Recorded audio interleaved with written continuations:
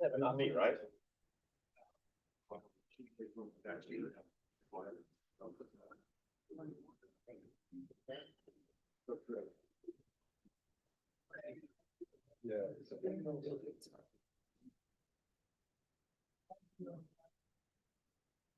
Are you on for your first solo planner of the day, week after next? Yeah. Or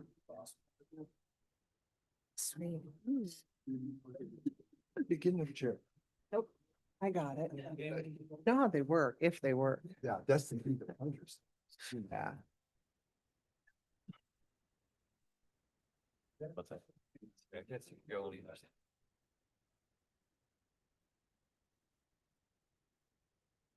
This is reminding me, I need to go in and approve the ordinance for the large format uses. Thank you, Mike.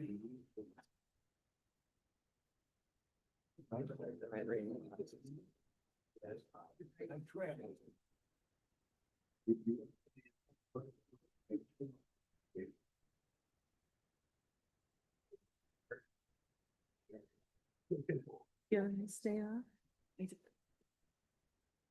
Very.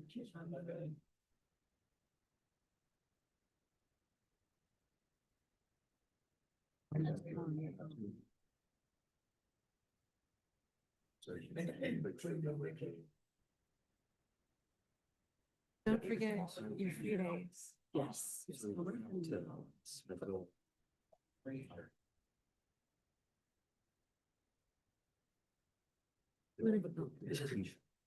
Are you taking those around Christmas?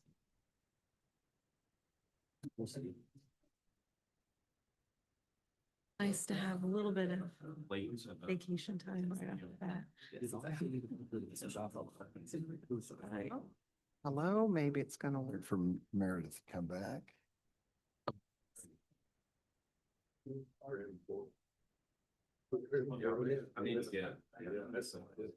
Is all your family local? Or Abilene? Do you have to go to Abilene? they actually.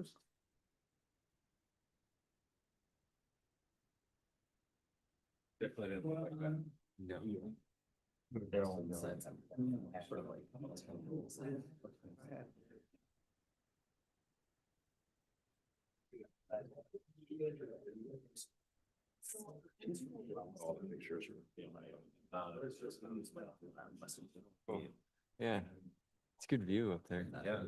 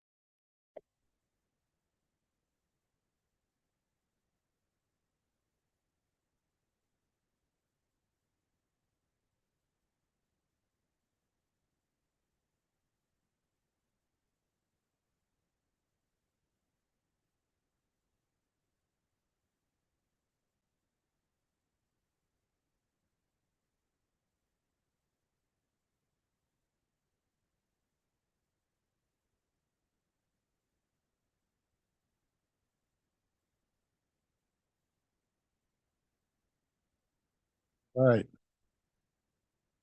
Good morning, everyone. Welcome to the November 12th Board of Zoning Adjustment.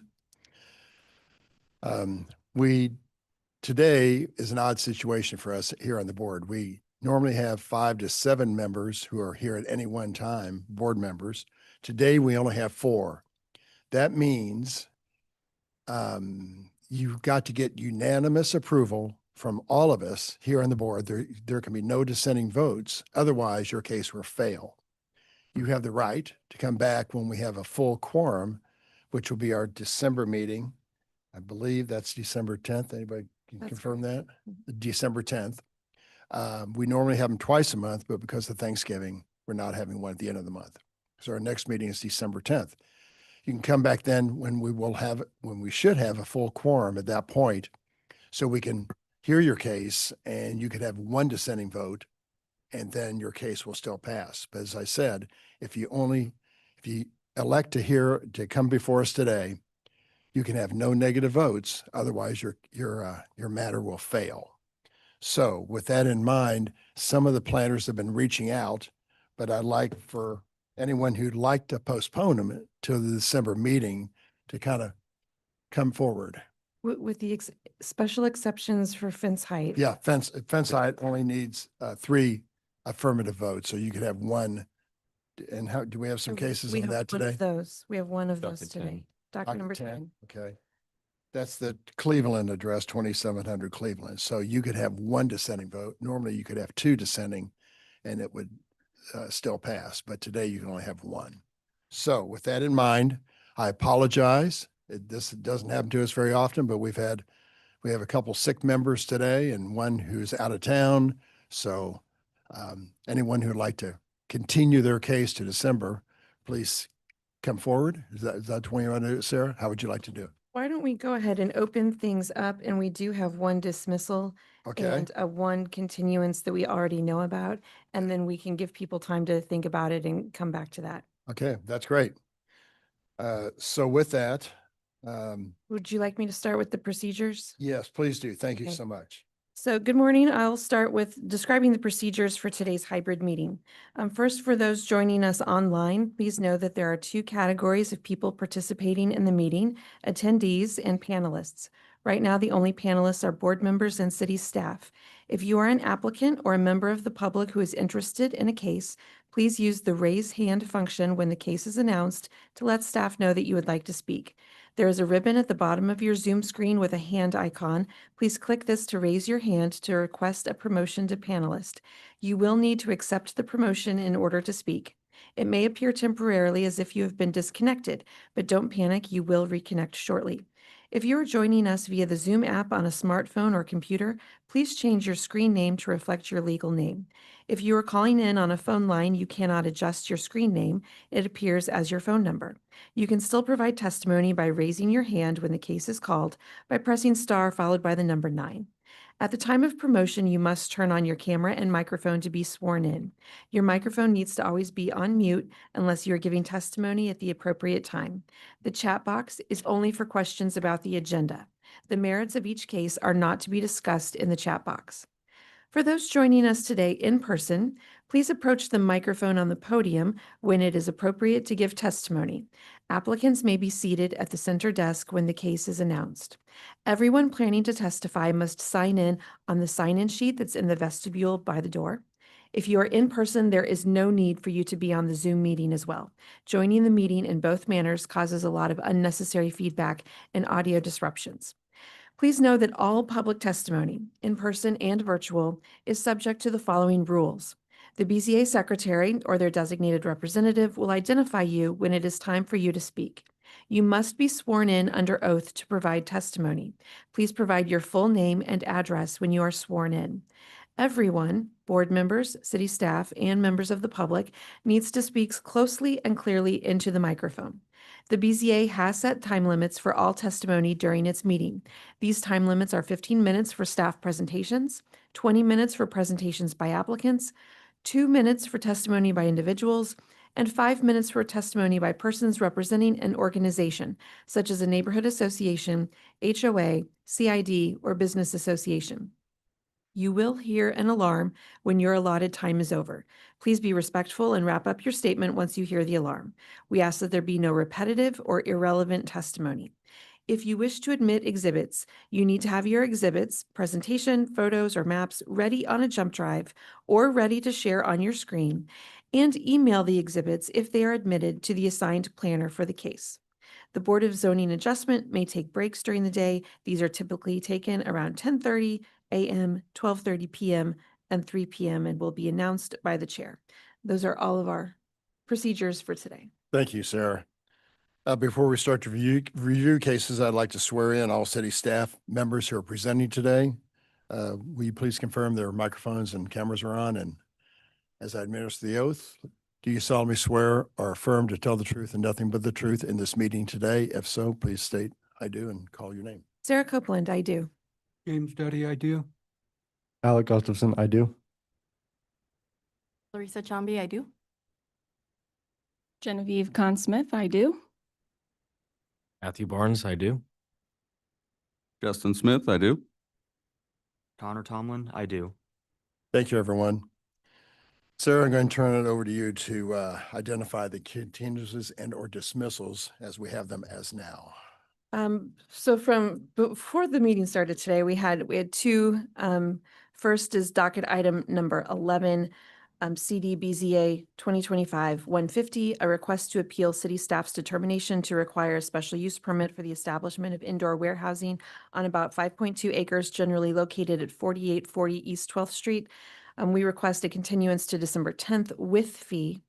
And docket item number 12, case CD BZA 2025-134, a request to approve a variance to the maximum size of incidental signage in an M2-3 district plus any additional variances on about 30.1 acres generally located at 11200 North Congress Avenue.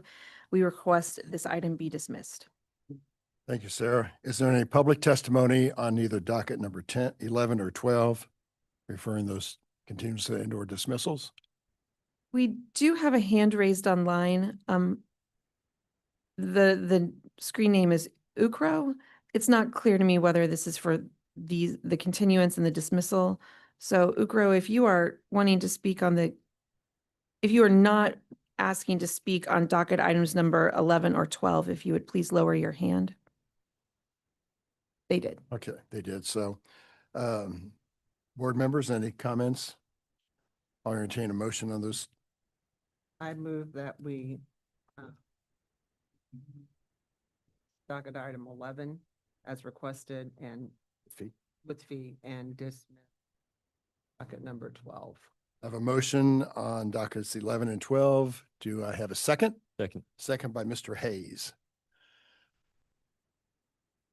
Otto, Aye. Hayes. Aye. Meyer. Aye. Ebbets. Aye. Those matters are acted upon. Now, do we have any other issues for today's business to continue to the December meeting? People in the audience? Hi, I'm Martin Arling, Caw Valley Engineering, applicant for case number CD SUP 2025-00031, and we'd like a continuance to December 10th. Okay, sounds good. That's docket item number 1. Yes.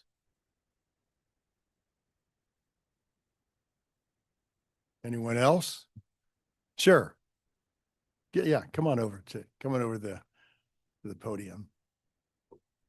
I'm Devin Coffey with Millhouse, for BZA 2025-100-160. Sorry. Let me find that one real quick. Yeah. Docket number are you? 160, was that the last? 160, yeah. Not seeing that. Why can't I find you? I don't see it. It either. Yeah, what's the address? 3939 State Line Road. We were supposed to be with Anna. I see she's not here, so I was a little confused.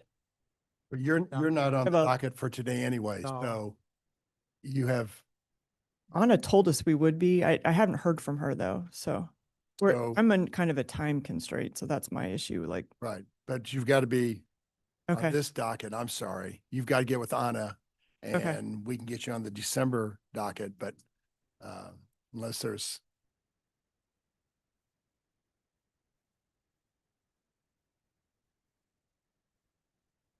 Do you Can't want, t- We can't hear the case if she's not on the docket. It hasn't been advertised. Yeah, it hasn't been No, we advertised. can't. Okay, anyone else? Otherwise, you have to get, unless it's the fence case, you've got to have unanimous approval from all of us to go forward.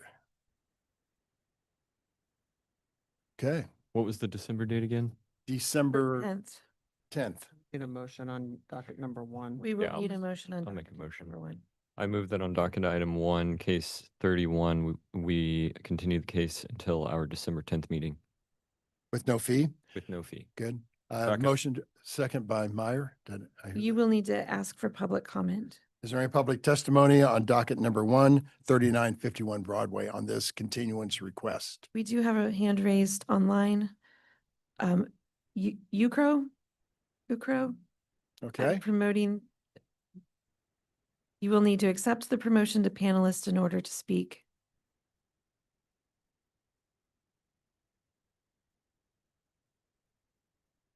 You please turn on your camera and microphone to be sworn in.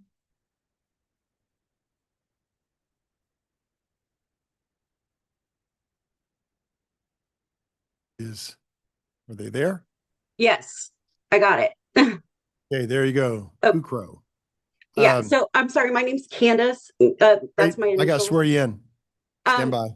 Okay, Okay, do you solemnly swear or affirm to tell the truth and nothing but the truth in this meeting today? If so, please say I do, along with your name and address.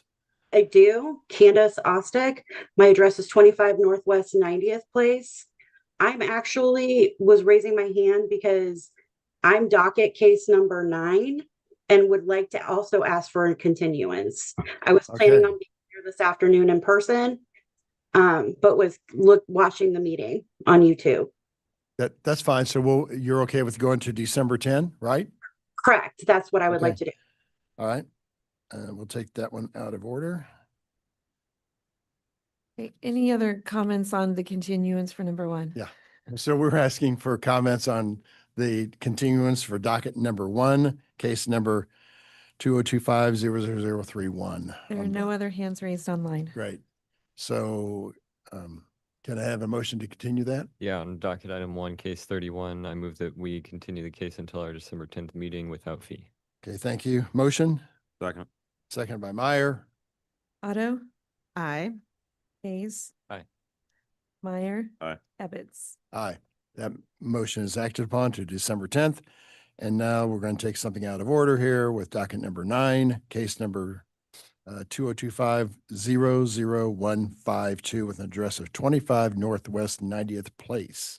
No, we just continued that. No, we continued number 1. We haven't acted upon number. Oh, I thought we already continued number 1. You just continued number 1. You have not acted on number 9. We didn't do public comment, so we had to. Oh, so we had to do it over. I'm sorry. Okay, Yeah. sorry. That's all good. Any public comments on this proposed continuance to December 10th For docket item number 9. for docket number 9? Yes. There are no hands raised online. All right. Janice, I think it was. Candace? Candace. Candace. So any other comments? We're going to move you to December 10th. Okay. Yes, that is what I would like. Thank you. That's great. I'll entertain a motion. On docket item 9, case 152, I move that we continue the case until our December 10th meeting without fee. Got a motion from Jazz Hayes. Second. Second. Second by Michael Meyer. Otto? Aye. Hayes? Aye. Meyer? Aye. Ebbets? Aye. We'll see you on the 10th. Thank you. All right, Sarah, what case do we want to call first? We'll go back to case number 2. Case CD SUP 2025-32, a request to approve a special use permit for the reuse of an officially designated historic landmark for commercial and residential uses on about 0.79 acres generally located at the southeast corner of West 11th Street and Mulberry Street. Larissa Chambi is the staff planner for this case, and we have the applicant here. If you are a member of the public who would like to speak on this case, please raise your hand online to be sworn in. Or approach the microphone on the podium if you're in Okay. person. Any other I have hands no raised? hands online. Okay, thank you. Good morning, gentlemen. Please raise your right hands to be sworn. Do you solemnly swear or affirm to tell the truth and nothing but the truth in this meeting today? If so, say I do or I don't, along with your name and address. I do. Kyle Fitzgerald, 3316 Harrison Street, Kansas City, Missouri. I do. Zach Parsons, 4609 Liberty Street, Kansas City, Missouri, 64112. Great, thank you. There's a list of administrative exhibits that we need to admit for your case today, and they are labeled 1, 2, 9. Do we have your permission to admit those? Yes. Great, those are admitted. Part of that is a presentation by Larissa Chamby. Good morning, Good Larissa morning. Chamby, Development Management Division, and let me share my screen and I'll get started. All right. This is the approval of a special use permit for 1101 Mulberry Street. This is the subject location in the city. It's located in the historic West Bottoms. And then just a closer look at the site, you can see that it's developed with an existing building and a vacant lot. The request is to reuse the existing building for 12,498 square feet of retail and commercial uses, and then 105 apartments on the remaining floors. So here's a closer look at the property. You can see that the vacant lot is going to be used for a parking lot for the building. And even though landscaping was not required by code, the applicant is proposing landscaping as highlighted in red. And then just a look at that first floor retail with 4 different leases. And then a look at the apartments, at the apartment configuration, and then a rooftop deck. The applicant is not proposing to change the exterior and will only change the windows that need to be replaced and fix any of the brick that needs to be fixed. Approval criteria for this project: A, yes, it does comply with the applicable standards of the Zoning and Development Code. C, is it compatible with the surrounding area? Yes, they're reusing the existing building, and the proposed uses of retail on the ground floor and apartments on top is compatible with what is being done in the surrounding area. And E, will it have an impact on pedestrian safety or comfort? No, the applicant will maintain those sidewalks and will attract more pedestrians to the area with their retail. And so again, just some views of the property. And then you can see that vacant lot that will be used for their parking lot. And then since CPC, there are 2 corrections that we need to review or remove. Those are from the water department. Both of those were completed prior to this meeting, and so they can be removed. And then condition number 5, which required the applicant to get those done prior to this meeting, also needs to be removed. And so that's just what you should see in your packet, are those 2 corrections and then the condition to be removed. And with that, City Plan Commission did recommend approval with conditions. Thank you, Larissa. Do we have any questions, Larissa? Why does this require a special use permit? The proposed residential use is not allowed in an M district. And so in order to get that use approved, reusing a historic building or a historic landmark requires a special use permit. All right. Any other? There was no one in the virtual audience, was there, Sarah? There were no hands raised online. Great. All right, gentlemen, why should we approve your request today? Kyle, do you want to speak first, or Zach? Yeah, I'd love to do a quick introduction here and keep it brief. They do a great job of their presentation, so we didn't have an additional slideshow to show today. So my name is Kyle Fitzgerald. My wife and I have lived in Midtown for 20 years. We have 2 small children that go to Academy Lafayette, and we are diehard Midtowners and preservationists. We've restored 2 houses, and I also restored 407 Grand, which was quite a mess. We didn't need a special approval from you all, so I wasn't here for that. But it's a wonderful project that really contributes to that block now, and we're looking forward to do the same on this building. My partner, Zach, here has owned the building for 11 years, and I leased another office from him down in the Bottoms. I've worked down there on and off for 20 years. Very happy there are bike lanes that lead to the Bottoms from Midtown now, so that commute is a little safer. The building really speaks for itself. I mean, it's absolutely incredible. I don't know how much each of you spend time down in the West Bottoms or the last time you've been, but it's been a long time coming, but change is definitely coming. The city has put in considerable funds to update infrastructure. the likes of which we're tying into, which was part of those corrections to make sure we do that correctly. The building was built in 1895 and it is an incredible structure, but it needs a lot of work. And if we don't repurpose these buildings and get them onto their next use case, it's very hard to effectively maintain them. So that's what we want to do, is prepare it essentially for its next 100 years. I'm very familiar with the State Historic Preservation Office and Heritage, our historic architect, on doing that appropriately. And I think this is going to be a really great use that's in fitting with the CAD and the TIF that Samara Road has done down there. So it's kind of an extension onto that. The one exception I would say is we're Kansas Cityans, and we want to be here and we want to own this building for the long term. And we think that is super important to have local ownership in a building and maintain it here for the long term. So.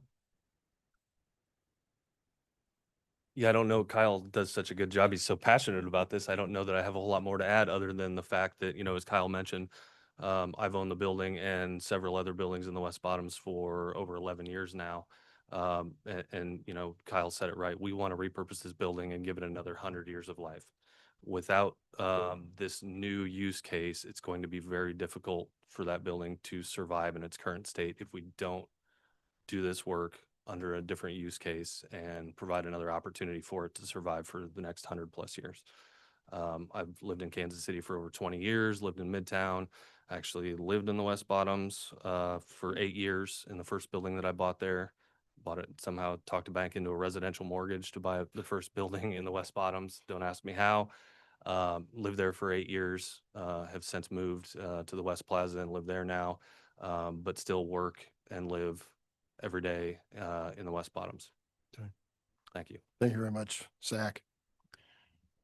Board members, questions of the applicants? Yeah, just explain to me why parking's not an issue. Parking isn't required with the reuse of a historic building. That, I just want to make sure there was Yeah. nothing more technical than that. No, that's it. Okay, all right. No, that's all I wanted clarification. For the purposes of the motion, the only modifications to the conditions is remove conditions 1, 2, and 5. It's corrections 1 and 2, and then condition number 5. Okay. I can pull that up again.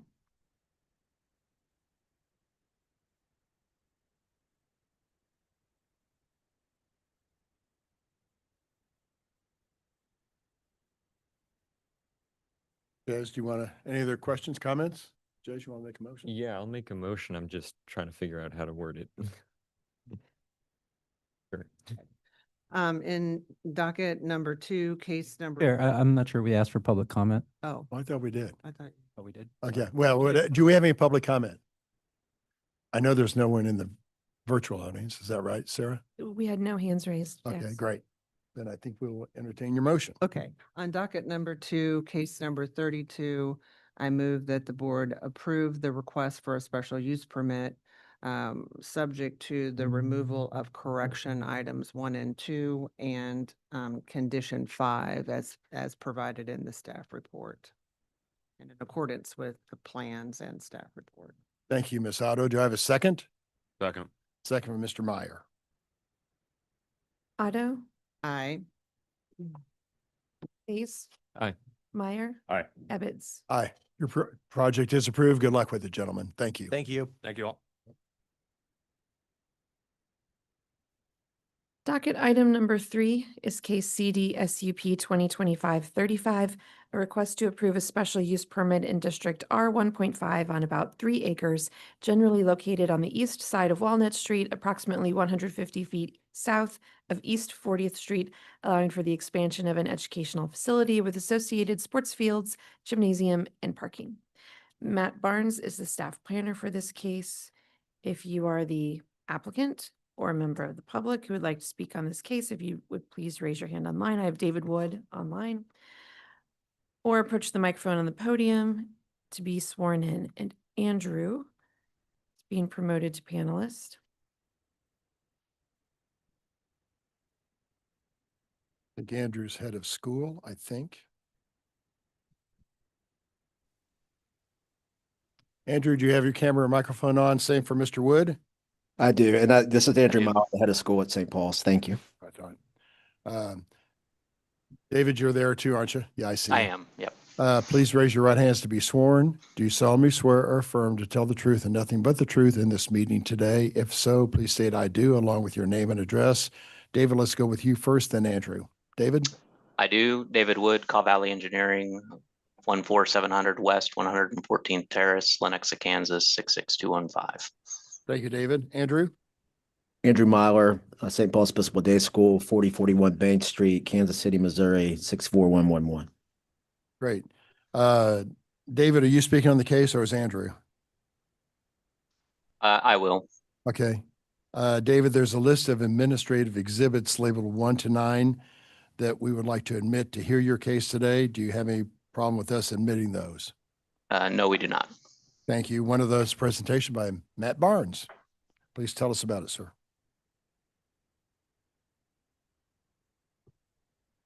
Okay. Good morning, Matthew Barnes, City Planning and Development, here with docket item number 3, which is special use permit for St. Paul's Eastfield Development. Site is located in the 4th Council District, the Midtown Plaza Area Plan. And there's a closer view yet. You can see Walnut and Warwick that border it. To the west there is Main Street. And here's just a view looking at that site from Walnut Street.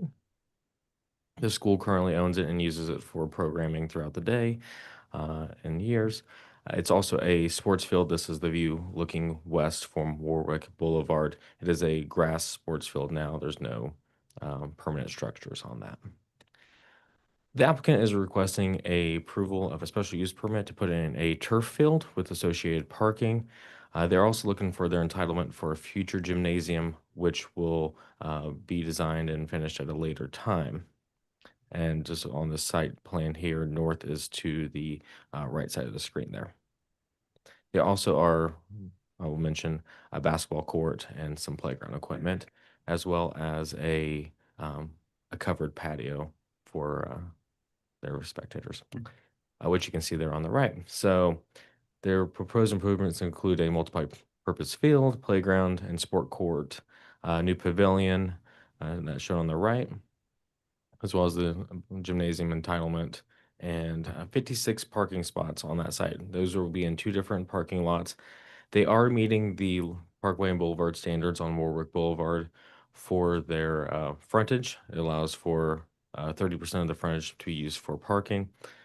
We did have some concerns with the parking adjacent to residential, but they have provided landscaping and screening, which I'll show here in a minute, that exceed our requirements. There's also internal pedestrian connections and connections to the school to the west. Like I said, they're looking for their entitlement for that gymnasium. The design and review will occur with the building permit process. They are proposing materials that include decorative masonry, precast concrete, and transparent glazing. This will be used as a storm shelter as well, so there's a limit to how much transparency we can get. So we have discussed, and they are willing to add additional public art and murals and stuff to elevate the design when that does come. For the landscaping, there are existing trees on site as shown there in red. They are adding additional trees around the parking areas, as well as filling in where the street trees are missing. And they are also providing berming along that parking lot on Warwick. So here's just kind of a view of that. The berming there shown at the bottom screens those cars. There's a blue car there, if you can see that right in the middle, as well as shrubbery and street trees to screen that parking lot. With that, the City Plan Commission recommended approval with conditions of docket item number 3, and I can take any questions. Thank you, Mr. Barnes. Any questions of staff? All right. And Sarah, just curious, any other hands raised on this case? No, there were no hands raised online. Okay, thank you. No other hands. No other hands. Perfect. Gentlemen, why should we approve your case today? Who wants to speak on it? I'll have a couple of comments.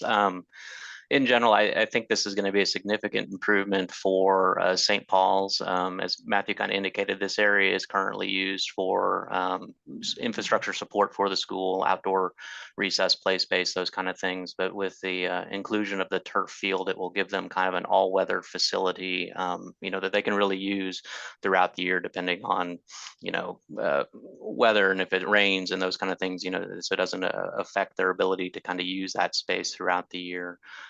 Some of the parking that's being proposed as part of this project is just kind of to help alleviate some of the congestion that's happening to spill over into the neighborhoods and provide some additional parking for the school and its kind of day-to-day operations. Just a couple of comments. The pavilion itself is more kind of an outdoor covered space, on hot days, hot school days. The field is not going to be lit at this time. That's not part of this application. It really is just for that school use and maybe some light use after school hours. But obviously, like this time of year, it wouldn't be used at night. And then, as Matthew indicated, we are kind of seeking approval for that future gymnasium, just to kind of go ahead and master plan this full space out. Don't know entirely what that final product will look like, but as Matthew kind of indicated, we will come back to staff at some point in the future to kind of finalize that design, if and when that future gymnasium may occur. But other than that, happy to kind of answer any questions you may have. All right. Andrew, any comments on your side from the school side? David explained the purpose well. I think one of the things that's happened to us since the pandemic and during the pandemic is we started having a lot more movement back and forth to the field, and that's been good for our students and essentially just trying to enhance what we're already using it for. Our major hindrance right now up there is we don't have any restrooms, and with most of our students geared towards younger kids, it makes it difficult for faculty to take kids up there. So that is the pavilion, and allows that to do it. The other thing is we essentially run year round now. And so having that space during the summer that's covered is really helpful. And then most of our athletics, because we don't have lights, happen right around the time school gets out. So that parking really helps diffuse the congestion both on Main Street and then, as David said, back on Walnut and Warwick. So essentially enhancing what we've got, and then hopefully people who've been by here, it's really important to us to make sure that everything looks good and that it's bringing enhancement to the neighborhood as well. So I think David's done a good job with that and working with the neighborhood and with Matthew's help and the city's help, making sure that we have a good plan that will look good as well. All right. Thank you, Andrew. Thank you. Board members, any questions of the two gentlemen?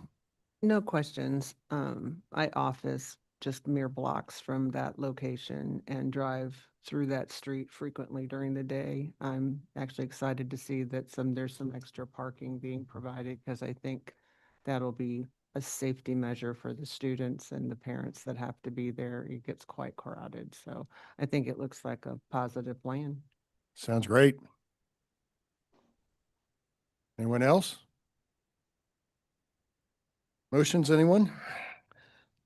I'll make a motion. Thank you, Ms. Otto. In docket item number 3, case number 35, I move that the board approve the special use permit subject to the conditions provided from the Planning Commission. Is that correct? Yes. Yes.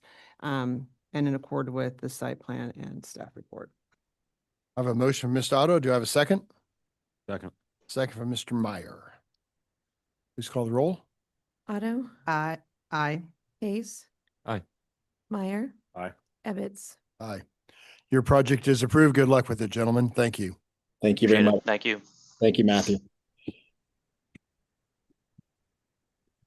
Docket item number 4 is case CD SUP 2025-37, a request to approve a special use permit for a temporary mobile medical unit not to exceed 1 year on about 0.46 acres, generally located at the southeast corner of Harrison Street and Emmanuel Cleaver II Boulevard.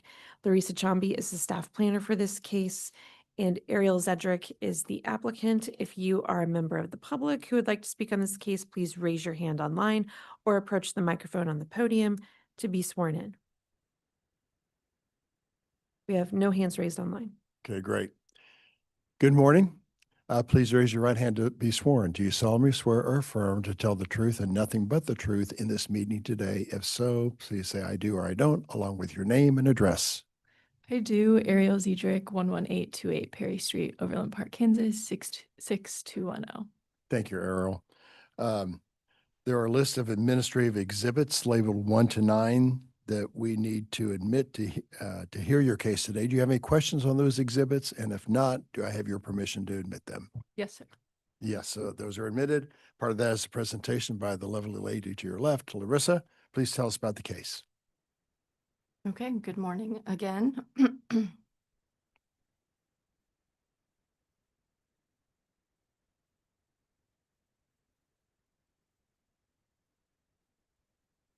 One second, let me get this appropriately shared. All right, this is a special use permit for 1001 Emmanuel Cleaver Boulevard. It's located in Midtown, and this is for a temporary mobile medical unit for Planned Parenthood. So more specifically, it's on the southeast corner of Emmanuel Cleaver and Harrison Street. This building has been in existence for over 20 years. The building was recently struck by a vehicle, and the applicant did come in to the Development Management Division to receive approval of a temporary use permit for 90 days to allow for the use of an RV for their medical, mobile medical unit. And then that temporary use permit will expire on December 23rd. And so until they can get their building up and running, they are requesting approval of the special use permit to allow them to use that mobile medical unit. So here, just two views of that unit. And then the red highlights the location of that mobile medical unit. And it is visible from Emmanuel Cleaver. However, it's about 50 feet away from Emmanuel Cleaver. And so here's just another view of the building from Emmanuel Cleaver and Harrison Street. With that, the City Plan Commission did recommend approval with conditions. And I can answer any questions. Thank you. Any questions of staff? Ariel Weiss and any live people in the live audience to testify in this case? Nope. Ariel, why should we approve your request today? Our KC Midtown, location sees like the highest number of volume of patients. And this just helps alleviate the need and provide another location for our providers just to talk with patients in a secured location.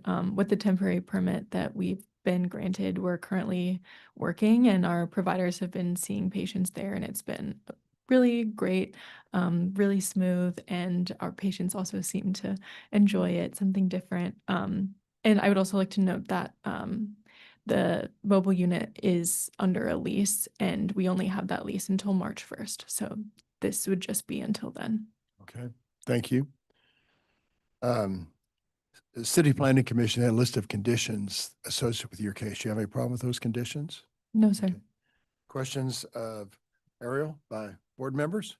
This isn't a surgical unit, right? No, It's no, just not where at all. you- It's I thought, yeah. Yeah, it's pretty much just conversations. Nothing where a patient would need to get undressed. It's just conversation. Yeah. And only till March of this coming year, right? Yes, Okay. correct. I just understand what it is. Okay. I'll make a motion. Go ahead, Jazz. On docket item 4, case 37, I move that we grant the requested special use permit in accordance with site plan staff report and the conditions therein. I have a motion by Mr. Hayes. Do I have a second? Second. Second by Miss Otto. Please call the roll. Otto, Aye. Hayes, Aye. Meyer, Aye. Ebbets. Aye. Your project is approved. Good luck with it. Thank you very much. Thank you so much. Sure.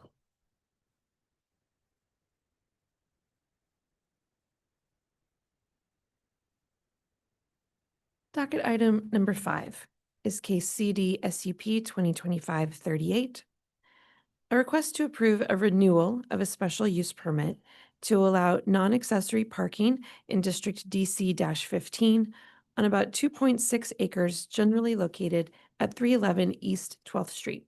Genevieve Conn-Smith is the staff planner for this case, and we have the applicant here. If you are a member of the public who would like to speak on this case, please approach the microphone on the podium or raise your hand online to be sworn in. We do have one hand online from Susan. I will promote Susan to panelist in order to speak.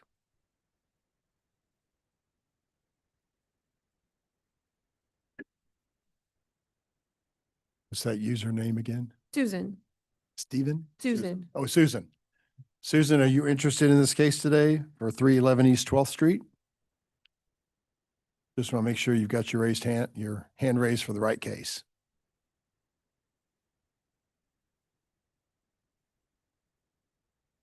Susan, please turn on your microphone and camera.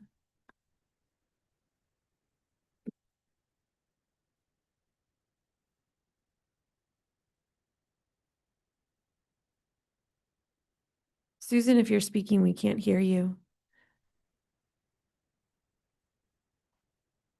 There she is, I think.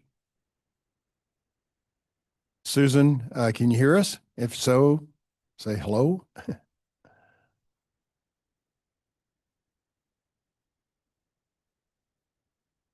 Your microphone may be muted.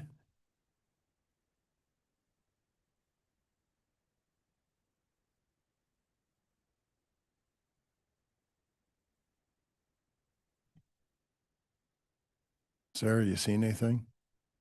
Well, it looks like the video came on very briefly.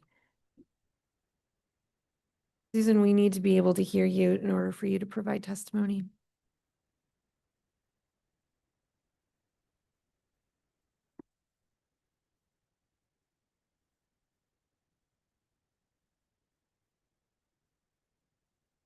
I think we're in. Do you want to start? I'm going to swear these guys in and then let's go. Yeah, come. And Susan, if you can hear us, try to turn on your camera or microphone and let us know as soon as you're there. Gentlemen, please raise your right hand. Mr. Stone, do you solemnly swear or affirm to tell the truth and nothing but the truth in this meeting today? If so, please say I do or I don't, along with your name and address.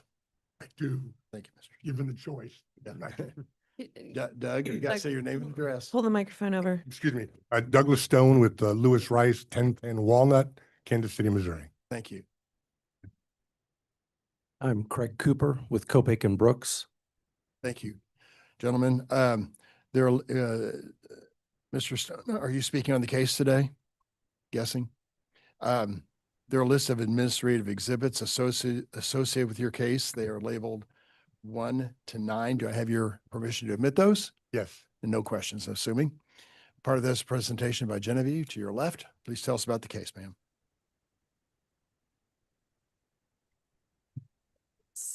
Good morning. Docket item number 5 is for renewal of a special use permit at 311 East 12th Street. Site is located in the downtown core. Here's the subject site in yellow, bordered by 12th, 13th, Oak, and McGee Streets. And as you can see, there's an existing parking lot, which you may have seen on your way in today. The parking structure has 195 spaces, and there used to be the Board of Education building located on the same lot that was demolished. The parking remains, which made it non-accessory parking. So the applicants received a special use permit 5 years ago. They're coming back for renewal of that. There is one condition on the case for another 5-year expiration before they need to come back to us, but there's no proposed changes to the site, and these are just existing street view images, and the City Plan Commission recommended approval subject to that condition, and I can take any questions. Thank you. Any questions from staff? And Sarah, person still didn't come on, Susan. This is Susan. Can you hear me now? Yes. You can, Susan. Are you Okay, interested? great. Are you interested in this case today?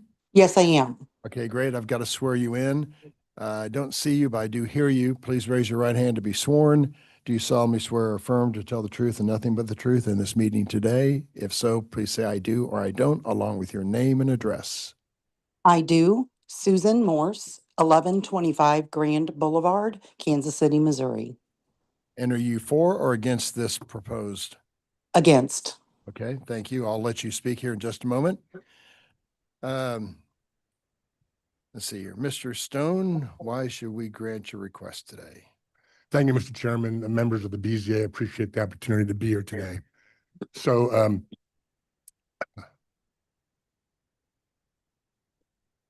this, as Genevieve explained, this is the parking structure that existed at the Board of Education building.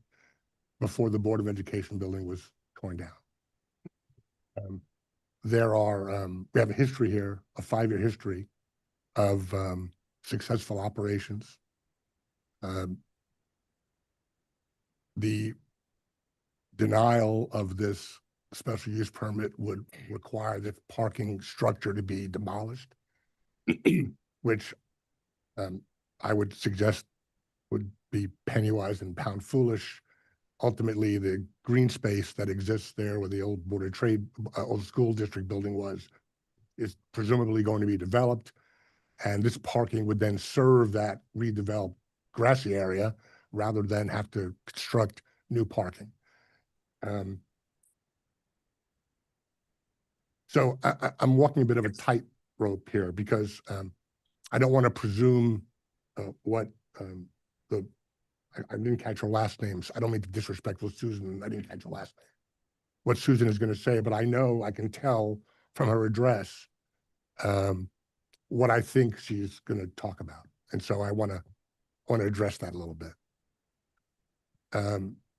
This is a parking structure that is non-accessory.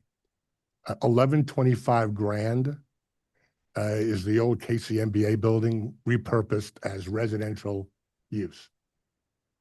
That building is across the street from a problematic intersection. And there have been quite a bit of controversy over that particular parking lot, which runs from 12th to 13th. There's bus stops going east and west. There's a packaged liquor store that is on the north side of the block that 1125 is on, next to the Ambassador. And so those who are familiar with that part of downtown know that the area around that parking lot is problematic. There's vagrancies, there's crime. There are a lot of factors that lead to that particular block being problematic. This is not that block. And I will tell you that there is a dispute between the owner of 1125 Grand and the owner of the parking lot that I've been just describing next to 1125 Grand. It's inconceivable that this parking lot that we're here about today is causing any problems whatsoever. It is under security methods with license plate recognition, lighting, security, mobile security. That how many times a day do they go by there? Twice? 4 times. 4 times. 4 times a day at this lot. There just are not problems at this lot. Some of you may orient this, like me, as the parking from the earth, and on the McGee side, and on the McGee side, it's an underground garage, and then on the Oak side, it's the top, which is then a deck. I'm sure everybody has driven, this lot, and so with all due respect to Susan, and her points may or may not be well taken about the other parking lot, but let's not conflate one with the other. And it just, I think I've said what I need to say. Yeah. Thank you. Board members, questions of Mr. Stone? So there are 2 levels to this garage? There's the top, which is the surface lot if you're on Oak. Mhm. And then if you're on McGee, you're going under that top. You mind? I have a picture if you'd like to see them from both entrances. Does that help you? Okay, yep. I think I get it. I was just curious, like, if this is like an actual structure rather than a surface lot, which It's a surface lot, but then there's parking under the, right? It's not really a surface lot in that sense. Do you have like a parking agreement with any nearby structures, like I see, you're real close to the T-Mobile Center. Yes. Do you have any existing agreements for that? Right. We do have various monthly parkers who park in the lot, either with access to City Hall, we have some parkers there. We also have a couple of banks that park some monthly parkers there. And then also, that's primarily on the upper level. On the lower level, it's right across the street from the earth. So they do have some reserved spots there as well. The other main use there is for event parking in the Power and Light District, and especially at T-Mobile. But those are not contractual. Those are simply come as spaces are available. Okay. Greg, have we had some police calls to your garage, or Mr. Stone? We have had, there have been some car break-ins over the years. I've been managing this lot now for 3 years. And we have had, unfortunately, some car break-ins. And we do have security to help homeless people find a different place to hang out. Aside from that, it has been fairly quiet. I would say the only other one we've had to call police on is there is something I was unfamiliar with called the Urban Cowboys, who bring their horse trailers downtown and let their horses roam, which, for the record, I think is one of the best things I've ever had to be troubled about. That's about it. Thank you, Craig. Does the parking structure have arms, or is it just, how do you control access? It does not currently have gates up. So as people come in, it has license plate recognition security cameras. And then people pay by scanning a code through Metropolis Parking is who we have for managing the parking lot. I would suggest that the takeaway from that is that this is not a site where we've seen violent activity, excess loitering, behavior like that. There's car breaking. It's just like my parking lot in River Market. I mean, it's all over the city, unfortunately. Right. All right. And sounds like you've got security 4 times a day, but any other board members, questions? Otherwise, let's go to Susan. No. Okay. Yeah. Yeah, I will say I park in your lot next to it on a regular basis, and there's been a lot of changes to that recently. I noticed that there is a lot of security. The lighting's much better. So I appreciate you guys making those adjustments and changes. Thank you. Susan, Yes, sir. please tell us about your concerns. Well, one, thank you for allowing me the time to talk today. I moved to Kansas City almost 8 years ago and fell in love the moment I drove 170 and came over 435 and saw the city lights in front of me. And I moved into 1125 Grand Boulevard temporarily 7.5 years ago. And I fell in love with it, and I've stayed for that reason. As the gentleman mentioned, there's been a lot of concern with the recent events that have happened that are being, I think, driven and created by the parking lot and the areas around our building. It really upsets me because I think we have an incredible city and I do not want to have to leave my home, but I am seriously considering leaving downtown Kansas City because the level of crime that these parking lots are bringing. I know that he said that nothing's happened at that specific parking lot, and he mentioned that From the Earth has some reserve parking. They not only have reserve parking, they also allow free parking to any of their customers that come in to shop. They are allowed to get validated parking. I do think that that is encouraging the wrong kind of folks to come into our city. And I just think it's really sad that I'm, no longer comfortable walking down the street because of all the things that have occurred in this area. And I don't feel that any of those parking structures are as secure and without risk as they are trying to, portray here. There are a lot of people that hang out in that area. And even if it has license plate recognition, it's very easy for someone, a pedestrian, to walk into that parking structure and congregate because of some of the arms and the security, thankfully, and lighting that has been added at that lot at 12th and 13th. I think that's just going to push the crime to other areas, and I'm just concerned all we're doing is moving the crime that's occurring, not eliminating it. All right, thank you, Susan, for your testimony. Can't really comment upon the crime. I see it, and I've seen the news reports about broken windows at 1125, and I don't really. I'm gonna stop you real quick there. They weren't broken windows. The building was shot up by an AK-47, and then a second incident happened like 6, 7 weeks later. They were bullet holes. So Right. I don't want to sugarcoat a broken window, because this is not a broken window. This is a situation where my neighbors are moving out because they have bullets whizzing over their head at night. All right, thank you. We appreciate your comments. And you have lighting at your garage? Absolutely.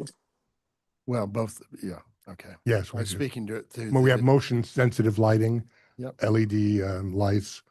And look, I'm not going to detract from her comment, Right. but that's not coming from this side. Right, understood. All right, board members, any other questions? 5-year renewal, right, Mr. Stone? Yes, And sir. Craig? All right. think- Ready? I think we got a big problem with just essentially vacant surface lots downtown. I don't think that this does not seem to be what that is. It's an actual structure with, some activity actually occurring on it. Yeah, I think of our parking problems downtown, this is probably low on that list. And I think the garage being there can help with future development also next door. I will make a motion. Okay, go ahead, Mr. Hayes. On docket item 38, docket item 5, case 38, I move that we grant the requested special use permit in accordance with site plan, staff report, and the condition therein. Great. Second. I have a motion by Mr. Hayes, a second by Mr. Wright. Or no, I'm sorry, Mr. Meyer. I did that to you before, didn't I? That's all right. Sorry. Sorry, Michael. I've been called a lot worse. Yeah. Otto, Aye. Hayes, Aye. Meyer, Aye. Ebbets. Aye. Your project is approved for another 5 years. We'll see you then. Thank you. Thank you Mr. very much. Stone. Appreciate your time. Thank you. Great.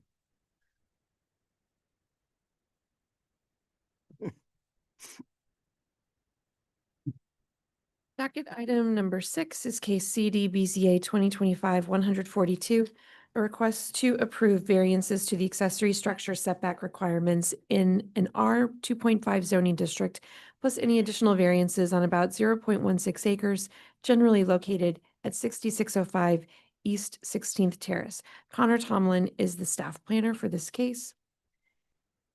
Brianna Coffey is the applicant. I'm promoting her to panelist online. If you are a member of the public who would like to speak on this case, please raise your hand online or approach the microphone on the podium to be sworn in. Seeing anyone else? We have no other hands raised online. Good morning, Brianna. Hi. Could you raise your right hand to be sworn in? Do you solemnly swear or affirm to tell the truth and nothing but the truth in this meeting today? If so, please say I do or I don't, along with your name and address. I do. My name is Brianna Coffey. Address is 1136 Adams Street, or Kansas City, Kansas, 66103. Thank you, Brianna. There is a list of administrative exhibits labeled 1 to 9 that we would like to admit for your case today. Do you have any questions on those exhibits? And if not, do I have your permission to admit them? Yes, you do. Okay, great. Part of that is a presentation by Mr. Tomlin on your case. Connor, please tell us about this case. All right. Looks like I've got the wrong thing up. Give me just a second.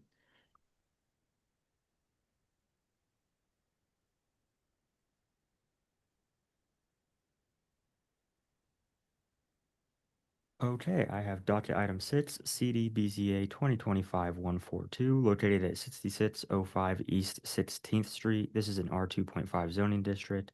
The request is for multiple variances to the separation distances between accessory structures and from the accessory structure to the principal structure, plus any additional variances. This is the general location of the site. A closer look at the site outlined in yellow. This is the site plan. There are 2 existing pergolas here in the rear of the home, and solar panels are being added on top of them, creating a roof that now turns them from a structure to a building, and they now have to meet separation distance requirements because of that. The variance request here is a variance of 7 feet 1 inch between the, I don't know where my text went. This would be between the 2 structures themselves, creating a separation distance of 2 feet 11 inches on the subject site. That's a 70.83% change. A substantial change to the character of the neighborhood is anticipated as accessory buildings and structures in this area visually appear through parcel view or imagery to be generally compliant with these separation distance requirements. The difficulty could be obviated through a change of design, such as moving the pergolas further apart from each other and from the principal building. Variance request B is a variance of 7 feet 1 inch. Same thing as last time, just for the second accessory building there. Same thing.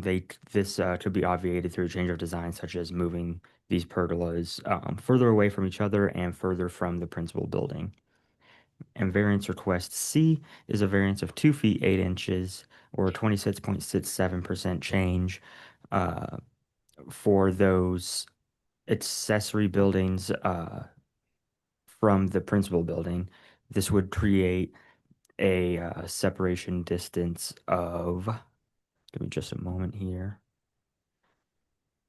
7 feet 4 inches.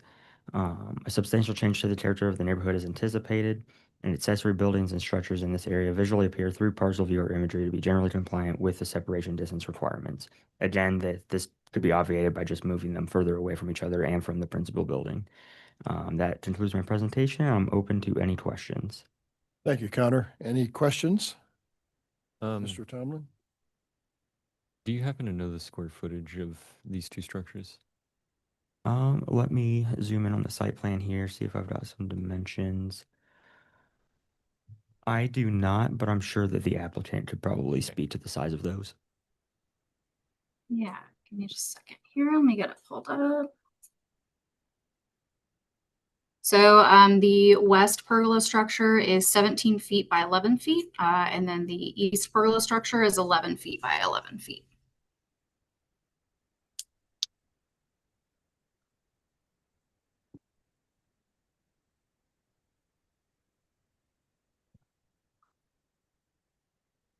Okay.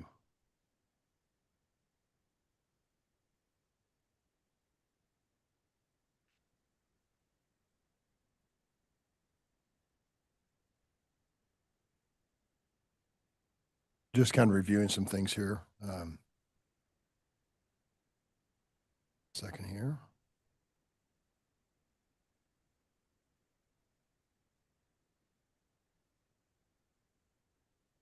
I would like to clarify that there are 2 variances, one for each accessory building here, the distance from that building to the principal building, and then a 3rd variance is the separation distance between those 2 accessory buildings. I just wanted to make sure I was clear about that. All right, thank you.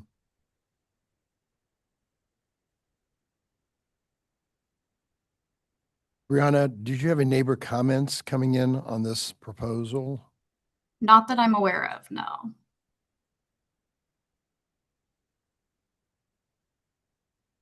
And as Connor mentioned, the pergolas are already existing. The homeowner had built these herself.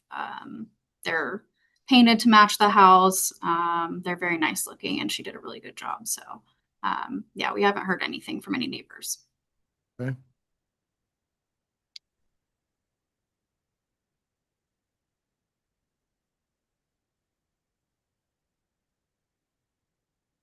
Do you know what kind of footing they have? Yeah, so the footings are, let me see here. She did build them with solar in mind. So they are, you know, beefed up a little bit for that. The footings are 3 feet deep and 1 foot wide. And they're concrete piers. It wouldn't be all that practical to pick it up and move it then. No, no, they can't be moved. Okay.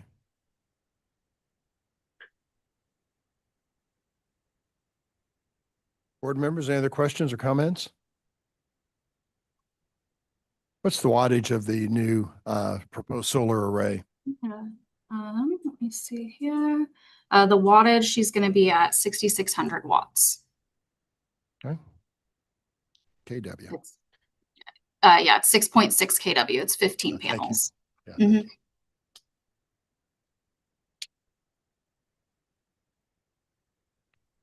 Well, anyone?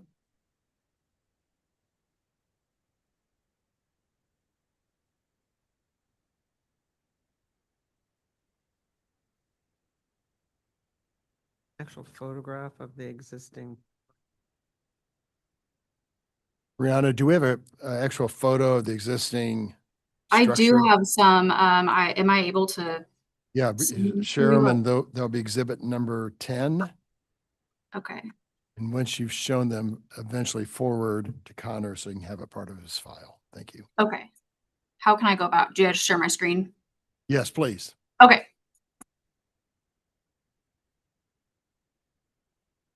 Connor, can you make sure it shares? Oh, there it goes. There we go. So these are the existing structures that she has built for the solar.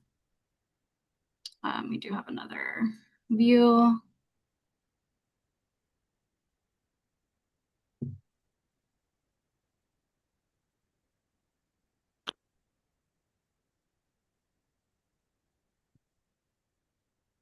All right.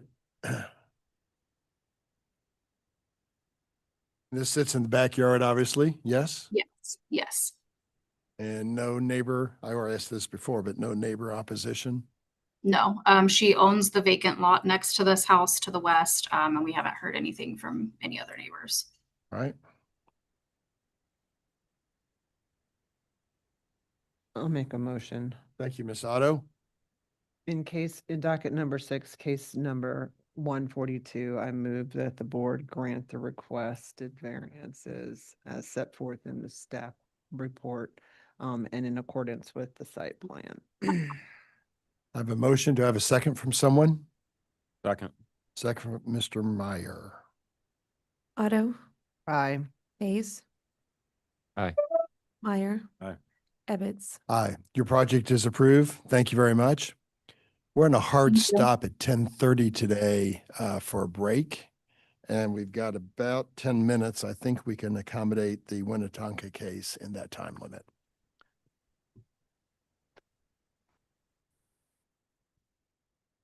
Docket item number 7 is case CD SUP 2025-36, a request to approve a major amendment to a special use permit for an addition to the existing Winnetonka High School for a performing arts center on about 37.34 acres, generally located at the southeast corner of Northeast 48th Street and North Topping Avenue. Larissa Chambi is the staff planner for this case. I have Braden Taylor online. I'm going to promote him to panelist. If you are a member of the public who would like to speak on this case, please raise your hand online or approach the microphone on the podium to be sworn in.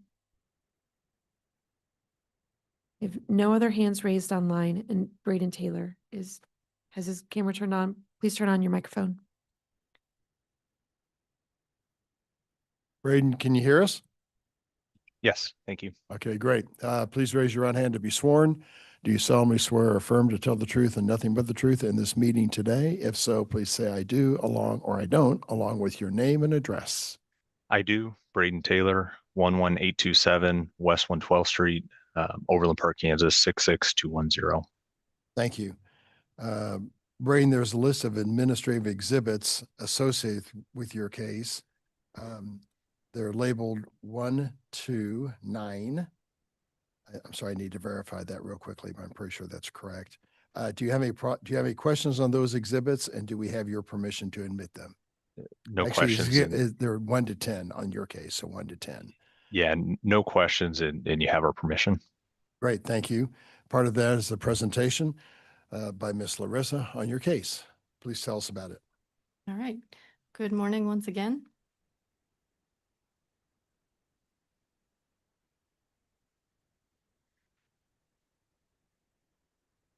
Okay, this is for a major amendment to a previously approved special use permit for 5815 Northeast 48th Street, which is the Winnetonka High School. This is the location of the subject property in the northeastern portion of the city. And then here's a closer look at the site. It currently has the existing Winnetonka High School staff parking, student parking, and then associated athletic fields. The applicant is requesting approval of a 19,368 square foot performing arts center, which is proposed on the west side of the building. The applicant is also proposing to resurface of the darker shaded gray area of the parking lot and then restriping the rest of the existing parking lot. And then this is just a closer look at what that addition, the size of the addition, and then that restriping and resurfacing of the parking lot. The applicant is proposing landscaping surrounding the addition and is proposing new landscaping islands for the portion of the parking lot that they are resurfacing. And so you can see a closer look on the right-hand side of the screen. These are the elevations for the proposed addition. It's a mix of precast concrete, composite metal panel, and backlit perforated metal. Going through some approval criteria. Criteria A, whether it complies with all applicable standards of the Zoning and Development Code. The applicant is requesting a variance for height, which we'll discuss in the next slide. And the applicant is also currently working with staff on an alternative compliance parking plan for their bicycle parking on the property. And then C, is it compatible with the character of the surrounding area in terms of site planning? Yes, the addition is located on the west side, and so it won't change the street view of the property. And then the addition is expected due to the nature of the Performing Arts Center. E, will it have a significant adverse impact on pedestrian safety or comfort? No, the applicant is providing connections from the parking lot to the proposed addition and the school as well. And so going into the variance criteria, the maximum building height in a residential district is 35 feet. And so the applicant is requesting a variance of 14 feet to the building height to allow a 49-foot tall building addition. This is a 40% change of what is required. A substantial change to the character of the neighborhood is not anticipated. There is a grade change, which I believe I have a photo of, so you can take a better look at that. And that grade change will shield the proposed addition. Can the difficulty be obviated? Yes, a change in design could reduce this variance request. However, in the statement of hardship, the applicant did mention that the building height would allow for a more modern and efficient performing arts center. I did want to note that the applicant also mentioned in their statement of hardship that the school district did receive funding for performing arts centers just in general in the district. So staff does believe that we will see multiple variances if we're going to try to keep all of the performing arts centers with the same level of modern uses. So just wanted to add that in. And so here's a view from Northeast 48th Street of the building. And then here's that grade change from North Topping Avenue. As you can see, you can't see the existing building right now. So with that, the City Plan Commission did recommend approval subject to conditions. And I can answer any questions if you have them. Thank you. Any questions? Braden, why should we approve the request today? Yeah, thank you. I appreciate your time to hear our case this morning. I'll keep this shorter. As Larissa and staff do a pretty good job of presenting these projects. The addition is it's going to provide a significant improvement to the high school, to the students using the space. Like Larissa said, this project is part of the school bond vote that was passed previously, and this project here is phase one of the long range planning. So just kind of, trying to knock this project out and kind of move on to others. The new Performing Arts Center is going to bring new and increased opportunities for all students. And then just kind of the use of the space a little bit more. It will provide, like Larissa said, an updated and a modern space. It's going to support programs like theater, choir, band, and orchestra. And happy to answer any questions if you have them. Thank you, Mr. Taylor. Any questions? Public testimony? Public testimony? See any hands raised? There were no other hands raised online. Okay, thank you.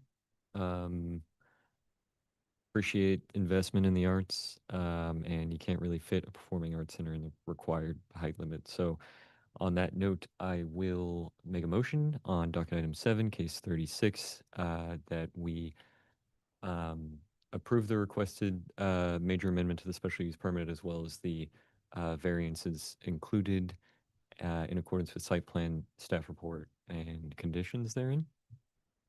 Perfect. Second from someone? Second. Second from Mr. Meyer. Otto, Aye. Hayes, Aye. Meyer, Aye. Ebbets. Aye.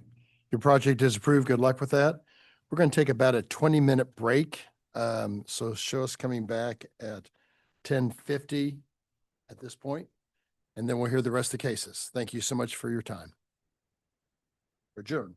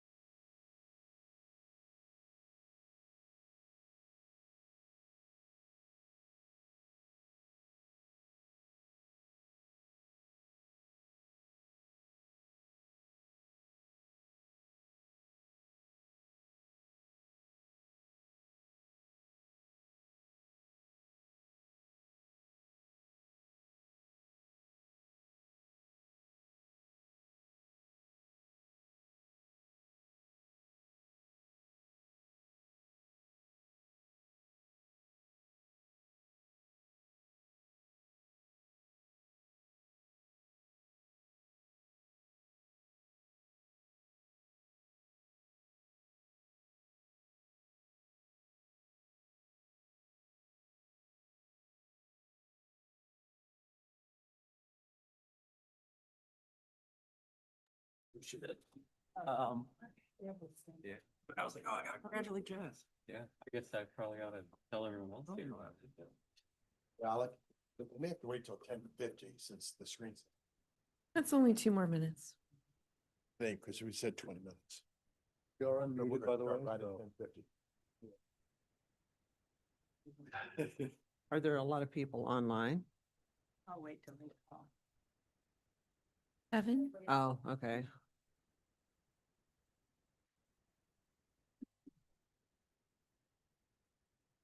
Higher. Yeah.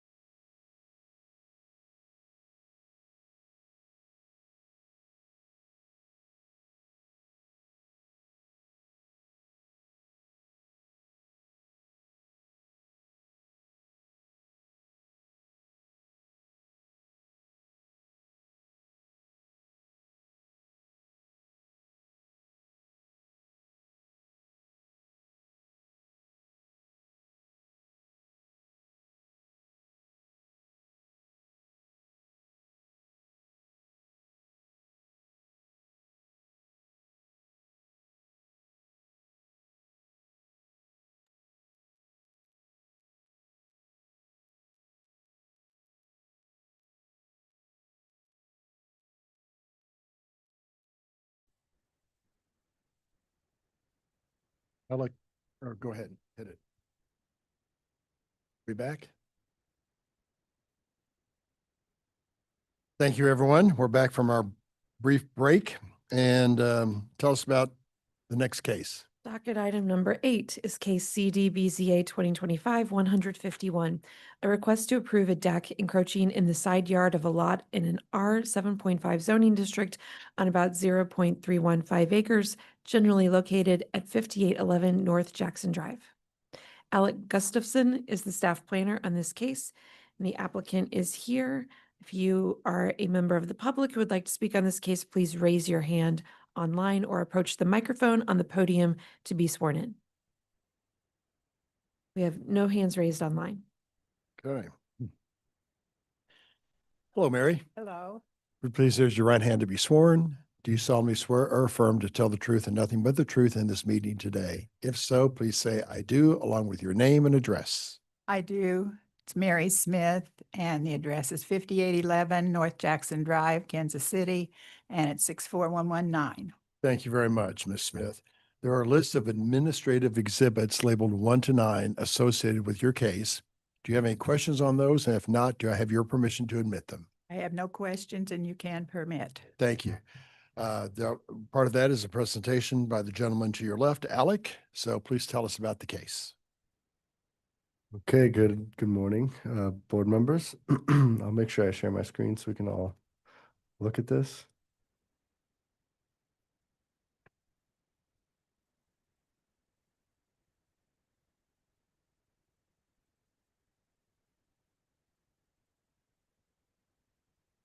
Okay.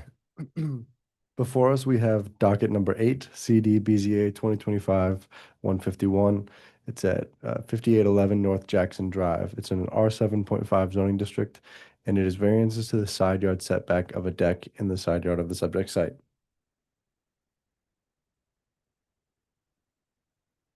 The site is located, that arrow should be pointed up north, but it's located in the Northland.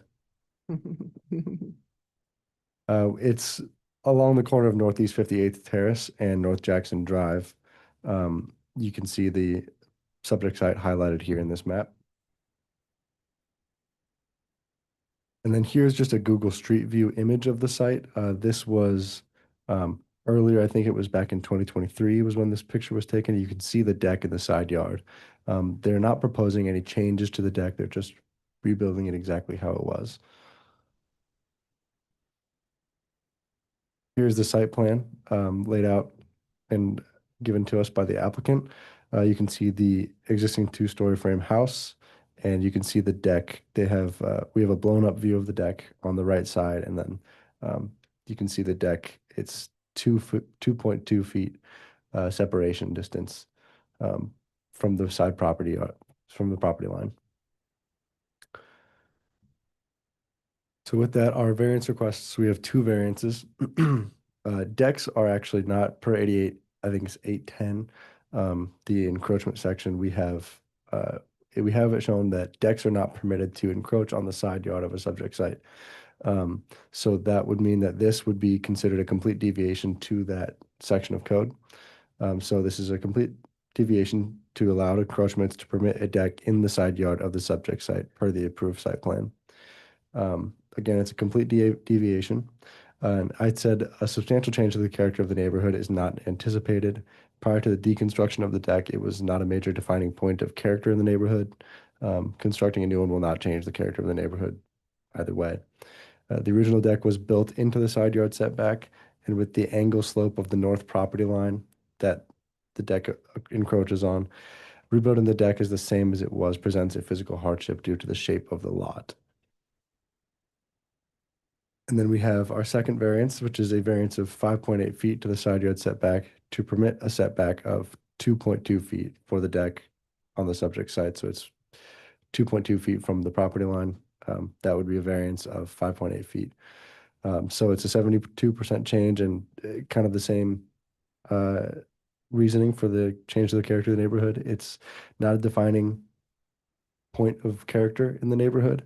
There aren't really any other homes directly north of this property that would be affected by this encroachment. If you could see in the map, I can bring it back to there, but the map does have a good amount of just open tract right next to it. So there's not another home that's going to be encroached upon. And if no other homes are impacted by the deck's nature, then the character of the neighborhood is not really going to be anticipated or affected either. And again, the original deck was built into the side yard with the angled slope of the north property line. Rebuilding the deck the same as it was prevents a physical hardship due to the shape of the lot. With that, I am finished with my presentation. I can answer any of you guys' questions. Thank you, Alec. Any questions? Do you happen to know who owns the property, the adjacent property to the north? Yes, I can check that right now.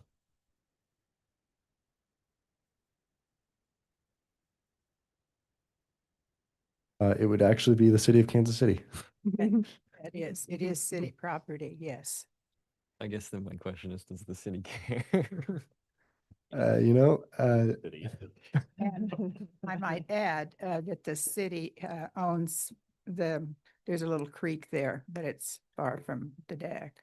It's all a gradual slope, and I have. Hey, Mary, so do we have any other hands raised in the audience? Anyone in the virtual live audience? Okay. Mary, tell us why we should approve your request today. Well, since it's a replacement, I didn't realize there'd be a problem. I did not know when we purchased the home that we were that close to the line, because as I say, it's city property and we've maintained that area down to the creek by mowing, fertilizing and all. We knew that it wasn't ours, but we didn't want to live next to, some unpleasant place. And of course, it was built when the house was built, and it has been replaced once by the previous owners. And like I say, we've lived there for 22 years. And your neighbors aren't offended by your deck, never complained about your deck. You've invited to parties on that deck, right? Well, we have had them. Okay, I bet you have. Will we be invited to parties? Yeah. To approve, you will be. That might be a Don't answer that. conflict of Don't answer that. interest. Answer that question. Strike that from the record. Strike that from the record. Mr. Chairman, I have a motion. In case number 151, I move that the board grant the request as outlined in the staff report and in accord with the site plan. I have a motion by Ms. Otto. Do I have a second? Second. Second by Mr. Hayes. Otto, Aye. Hayes, Aye. Meyer, Aye. Ebbets. Aye. Your project is approved. Thank you for coming Very before much. us. Party on. Yes. Docket item number 10 is case CD BZA 2025-148. A request to approve a special exception for a fence greater than 4 feet in height within a UR zoning district, plus any additional variances on about 2.4 acres, generally located at 2700 Cleveland Avenue. The staff planner for this case is Connor Tomlin, and the applicant is here in person. If you are a member of the public who would like to speak on this case, please raise your hand online or approach the microphone on the podium to be sworn in. We have no hands raised online. Okay, great. Good morning. Morning. Please raise your right hands to be sworn. Do you solemnly swear or affirm to tell the truth and nothing but the truth in this meeting today? If so, please say I do or I don't, along with your name and address. I do.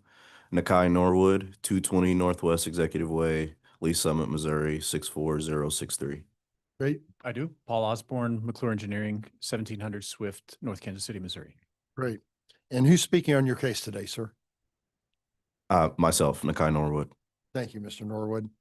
There are a list of administrative exhibits labeled 1 to 10 that we would like to admit for your case today. Do you have any questions on those exhibits? And if not, do I have your permission to admit those? No questions. You have my permission to admit those. Thank you.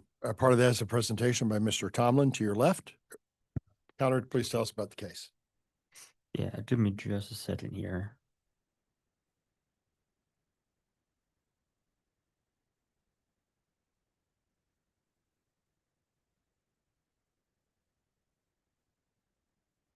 Okay, today we have docket item 10, CDBZA 2025-148. This is 2700 Cleveland, located within a UR district. They are requesting a special exception to request a fence at a height of 6 feet opposed to 4 feet.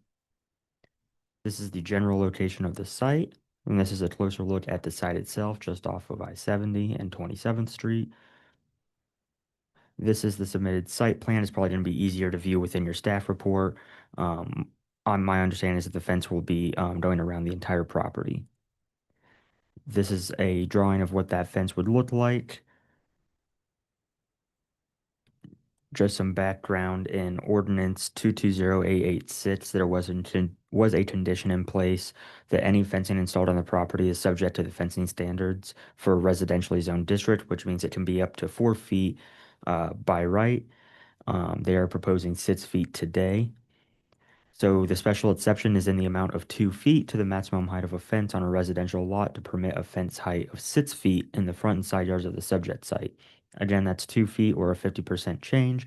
A substantial change to the character of the neighborhood is anticipated as the UR plan for the site was approved with this condition that any fencing would be subject to the residential standards.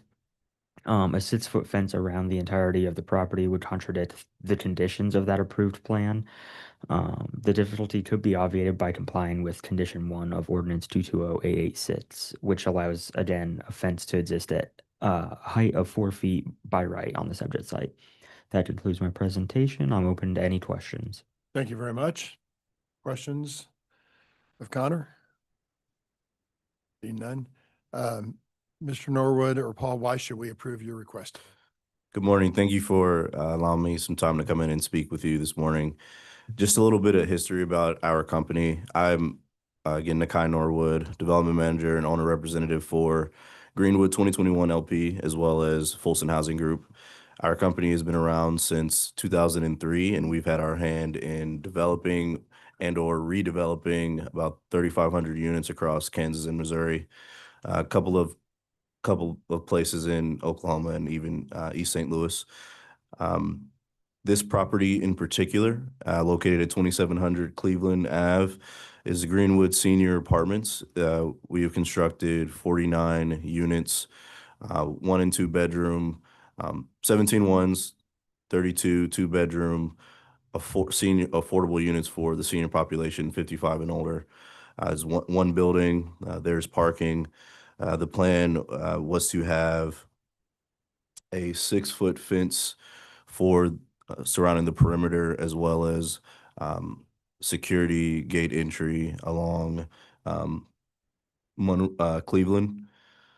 The purposes for the 6-foot fence versus the 4-foot is purely for the security and the safety of the seniors that live there. At many of our other properties in Kansas City and elsewhere, in cities like St. Joe or KCK, we do follow the same method of having a 6-foot fence there just for safety and security. We have security cameras around the property inside and out.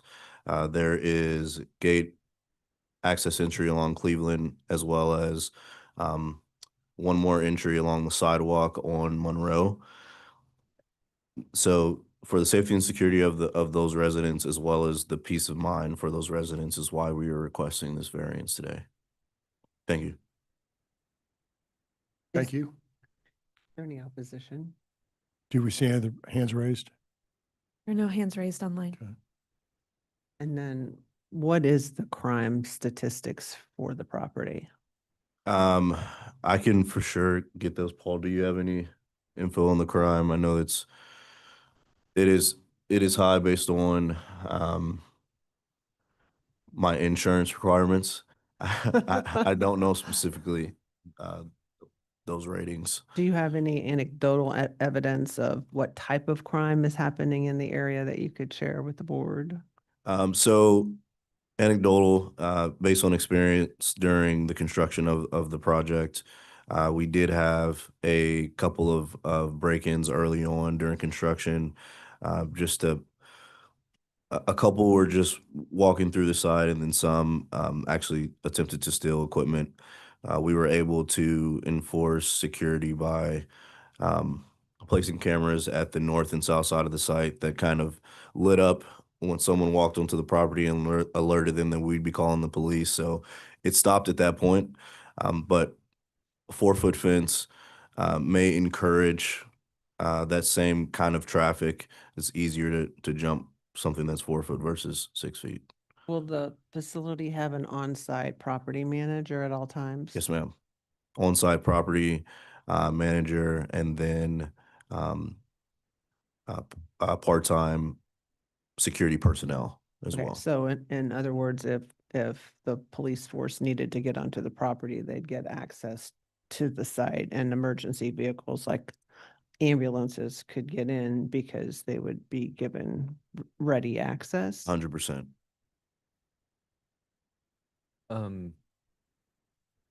This says it had an approved plan already. Was this just like an oversight that didn't make it into that plan? 100%. It was an oversight. Our architects put the plans together based on the code that was currently in place. Without the conversation, these are architects that we normally use on a lot of our other properties, and I guess it was just missed in conversation that, hey, there is a 4-foot code requirement here. Do we want to try and get a variance early on before we get these plans approved? And so that's why we're here today. And it's wrought iron fencing, so you can see through it. It's not solid fencing, correct? Yes, ma'am. Okay. I have a motion, unless there's more questions. Nope. And there's no comments, right? Nobody in the audience. Okay. Okay. Sato? In case number, docket number 10, case number 148, I move that the board request the approval of a special exception for the height of a fence, granting the extra 2 feet and in accordance with the staff report and site plan. I have a motion from Ms. Otto. Do I have a second? Second. Second from Mr. Meyer. Otto, Aye. Hayes, Hey. Meyer. Aye. Ebbets. Aye. Your project is approved. Thank you for coming before us today. Thank you so much. Bill. Sure. Have a great day. Up to 13. Oh, them probably online, I guess, aren't they? Always forget about. Docket item number 13 is case CD SUP 2025-34. A request to approve a special use permit to expand an existing motor vehicle repair general use in District B3-2 on about 0.36 acres, generally located at 8826 Warnell Road. Genevieve Conn-Smith is the staff planner for this case. The applicant, Mark Murdick, is online and has been promoted to panelist. If there is any member of the public who would like to speak on this case, please raise your hand online or approach the microphone on the podium to be sworn in. There are no other hands raised online. Okay, great. Mark, turn on your camera and microphone, please.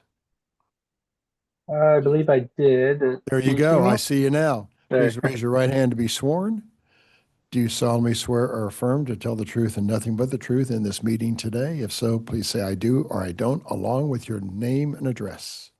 I do. My name is Mark Murdick, 8621 Johnson Drive, Merriam, Kansas, 66202. Great. Thank you, Mark. Thanks.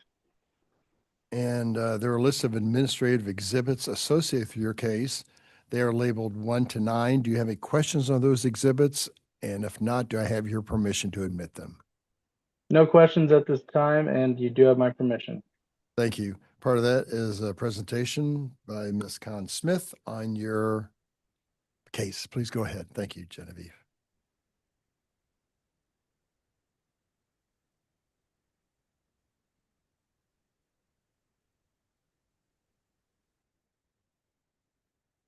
Yeah.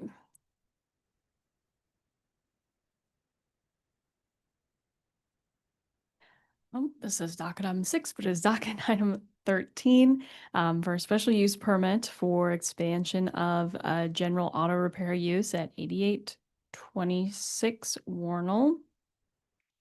Site is located in the southern portion of the city, and here it is highlighted at the corner of Warnell and 89th Street. There's an existing building and parking lot.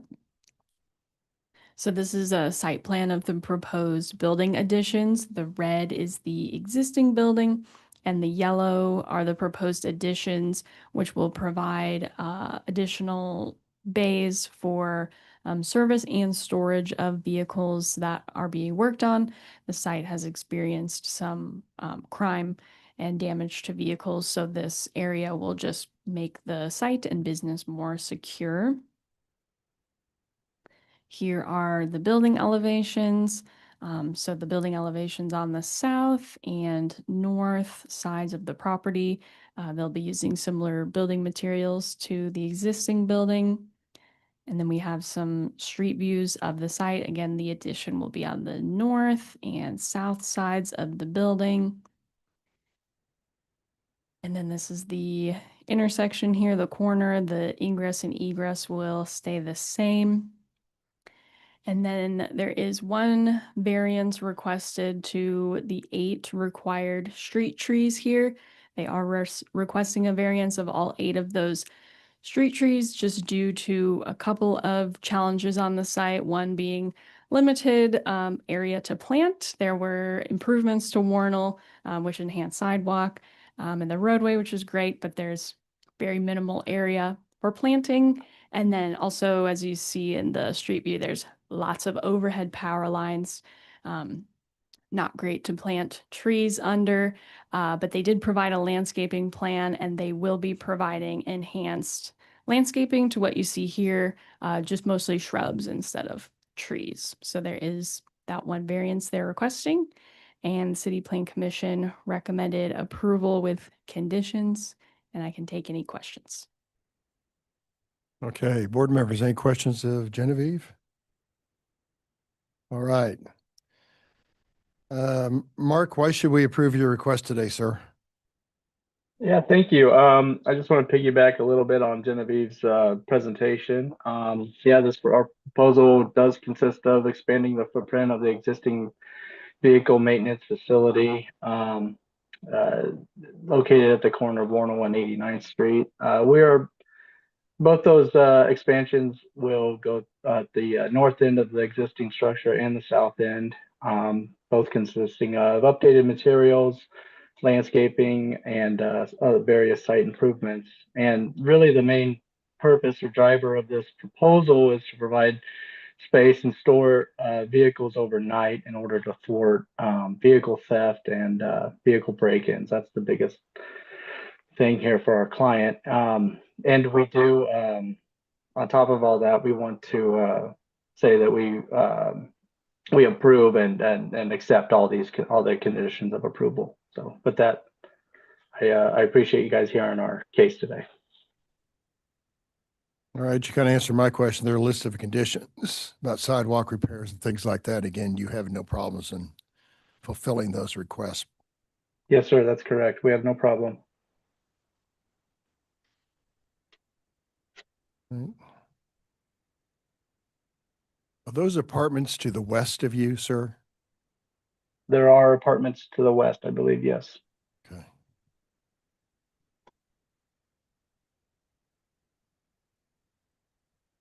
All right, board members, any other questions or comments?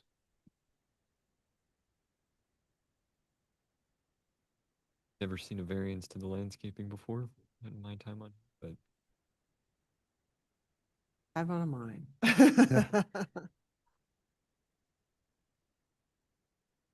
I'll make a motion. Docket Oh. item 13, case 34, I move that we grant the requested special use permit and associated variance in accordance with site plan, staff report, and the conditions therein. I have a motion from Mr. Hayes. Do I have a second? Second. Second from Mr. Meyer. Otto, Aye. Hayes. Aye.